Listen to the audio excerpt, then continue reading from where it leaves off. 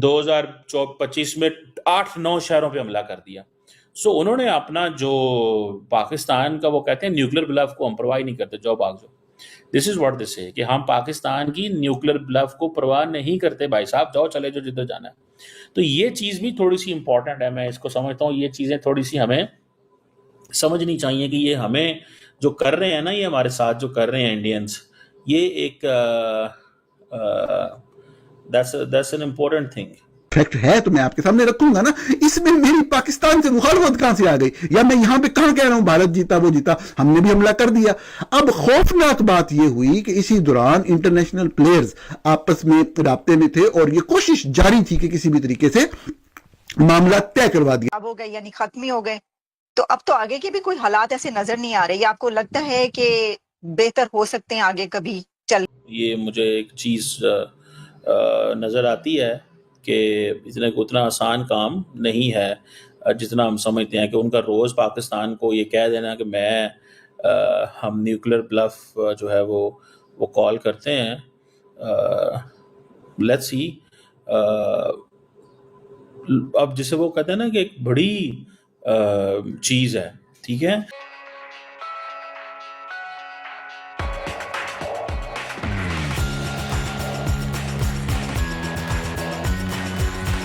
हमारे वो उन्होंने ये फैसला कर लिया कि हमने जनाब खिंच देना पाकिस्तान को हमने खिंच देना है, ठीक है जी, और पाकिस्तान को हमने उड़ा देना है। वो सीधा सीधा ये कह रहे हैं, ठीक है जी।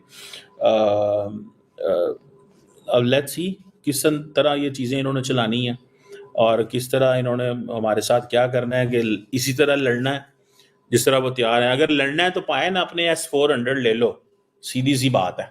आपको भी ये बैटरियां चाहिए, जो मैं आपको बात बताने लगा था। तो आई मेट समवन, उन्होंने कहा जी हम भी रशिया के S-400 गए थे, अब तो खैर 500 आ गया। तो ये है कि हमारे पास वो 5-6 अरब डॉलर नहीं है, 10 अरब डॉलर नहीं है। हमारा टोटल बजट ही 11 अरब डॉलर का, हम कहाँ से लें वो? तो हमें फिर डिफेंस और तरीकों से करना पड़ता है, ठीक है। हमारा जो स्टाइल है, वी डोंट हैव रिसोर्सेज, याद रखें हमारे पास वो रिसोर्सेज नहीं है जो इंडियंस के पास हैं। इसके बावजूद पाकिस्तान ने हमला करने में कामयाब हुआ, ठीक है। और दूसरी ये है कि इन केस अगर पाकिस्तान बड़े मिसाइल मारता तो फिर तो S-400 काम नहीं करता, क्योंकि उसकी रेंज और थी, वो उसने फिट कहीं और जाना था। अगर हम साउथ में मारते हैं या आप उधर नॉर्थ में ईस्ट में मारते हैं या और जगहों में मारते हैं, खैर तो ये चीज़ें जो है ना वो दैट इज़ देयर। सो पाकिस्तान को S-400 लेना पड़ेगा, अगर नहीं लेता तो भाईजान वो उनको ये आपके ऊपर स्ट्रेटेजिक एज रहेगा। बल्कि S-500 लें।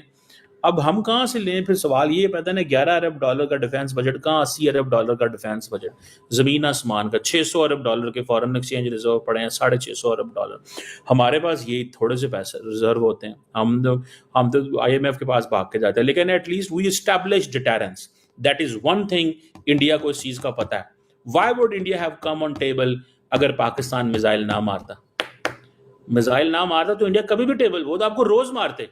मैं कहता हूं अगर आपके पास ये मिसाइल ना होते और इंडिया ने रोज हमें मारना करना था, रोज डेली भेजना था हमें, ये तो अभी 4-5 साल बाद है ना, उन्होंने वैसे ही चला देना थी।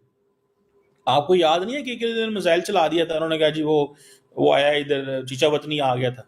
उस वक्त ही पाकिस्तान ने बड़ी बेवकूफ़ी की थी। दरअसल पाकिस्तान का ये है कि पाकिस्तान क्राइसिस मोड में रहता है। So the more we are in crisis mode, हम चीज़ों को डीएस्केलेट करने के चक्कर में लाते हैं। इंडिया बड़ी गेम का खिलाड़ी है तो वो पाकिस्तान को प्रोवोक करता है, कहता है चल आ सामने जरा। हम वो उस गेम के खिलाड़ी नहीं है, आप मेरी बात समझ रहे हैं? सो मुझे ऐसे लगता है कि ये this is what we need to do. हमें इस चीज़ को थोड़ा सा वो करना होगा, और अगर हमने ये ना किया, सही तरह हमने मज़े ना लिए इस चीज़ के कि अपनी दफा के हवाले से, तो हम मारे जाएंगे। क्योंकि इंडिया ने आप देख लिया उन लोगों को, वो कह रहे हैं कि हमने पाकिस्तान का दफाई सिस्टम है ही कोई नहीं। अब इंडिया को ये पता चल गया पाकिस्तान का दफाई सिस्टम है ही नहीं है। They are into this game. ये चीज़ को याद रखें कि पाकिस्तान का दफाई सिस्टम नहीं है। So let's see what comes into, क्या होता है देखते हैं। मैं गरीब हूँ। हम तो एक अमन पसंद मुल्क है। बल्कि प्राइम मिनिस्टर ने तो कहा कि हम उनके 10 जहाज लॉक कर लिए थे, लेकिन हमारे 5 हैं। 5 है, ज्यादा भी मार सकते थे। हमारा सिर्फ डेटरेंस डिफेंसिव नेचर का है जी। भाई हमारे बॉर्डर क्रॉस किए, हम जो हमारे पास वेपनरी है, हमारा दिल है, जो मर्जी इस्तेमाल करें। लेकिन हम एस्केलेशन नहीं चाहते। हम एस्केलेशन चाहते नहीं तो हम आगे भी नहीं चाहते। हम तो एक अमन पसंद मुल्क है, और तो हमें अंडरमाइन मत करें। अभी भी हमें राब्ते में रहना चाहिए जो जिन्होंने ये स्टेट में फैसिलिटेट किया ये डील, और उनसे हमारे एक्चुअल मसलों पे बात करानी चाहिए के रिलेशंस। देखिए, जो मुझे समझ आई है बात के इसके बाद पाकिस्तान और इंडिया की कहीं मीटिंग्स भी होंगी, तो वो एजेंडा क्या होगा? मेरे ख्याल यही होगा कि नो मोर टेररिज्म। टेररिज्म हुआ तो फिर हम विल स्ट्राइक बैक। पाकिस्तान में जो सेलिब्रेट किया जा रहा है कि हमने हमारा जो वो चाइनीज जहाज है J-10 वटेवर और जो मिसाइल है 15 वटेवर, उसने रफाइल को गिरा दिया। हाँ जी, अब ये भी let's see what the facts tell us, क्योंकि मैंने इंटरनेशनल रिपोर्ट्स भी देखी हैं और वो मानते हैं कि इनके मुकाबले में शायद the Chinese have had an upper hand. तो आज मैं बात करना चाहता हूं जो फैक्ट्स मेरे हाथ में है। हाँ जी, तो दुनिया की ओपिनियन यही है कि शायद नहीं, वो तो यही कह रहे हैं that the Chinese aircraft with Pakistan and the missile has been effective against the Rafale. ठीक है, ये भी वक्त बताएगा कि सद तक हकीकत है, और अगर हकीकत है तो इंडिया के जो क्लेम है, उन्होंने भी कोई 3-4 जहाज हमारे गिराने के क्लेम कर दिए। तो we'll have to wait and see के एविडेंस जो है या प्रूफ अब कैसे आगे आता है। जी ठीक है सर, ये तो खैर देखें ना डॉक्टर साहब, हम जो बात करते हैं उसमें तो ये बहुत ही सानवी सी चीजें रह जाती हैं, किसने किसके गिराई है तो बात ही अलग है। सर बात ये है कि इस वक्त जैसे हम जो बात कर रहे हैं, अब क्या आपको ये लगता है कि ये उन्होंने ये कहा कि पाकिस्तान जो है, हमने देखा पहले सर जब जंग शुरू नहीं हुई थी, लेकिन भारत की तरफ से कहा जा रहा था कि वो जंग करेंगे, हमला करेंगे, तो फिर जो शहबाज शरीफ थे उनकी तरफ से, डिफेंस मिनिस्टर, सबकी तरफ से काफी ज्यादा राब्ते किए गए दुनिया में, और डिप्लोमेसी कोशिश की गई, और इसको कभी कहा गया कि ये वाली हम कमीशन कर लेते हैं यूनाइटेड नेशंस का, कभी कहा गया हम ये वाली मीटिंग कर देते हैं। तो इसका मतलब ये है कि पाकिस्तान जो है वो जंग नहीं चाह रहा था।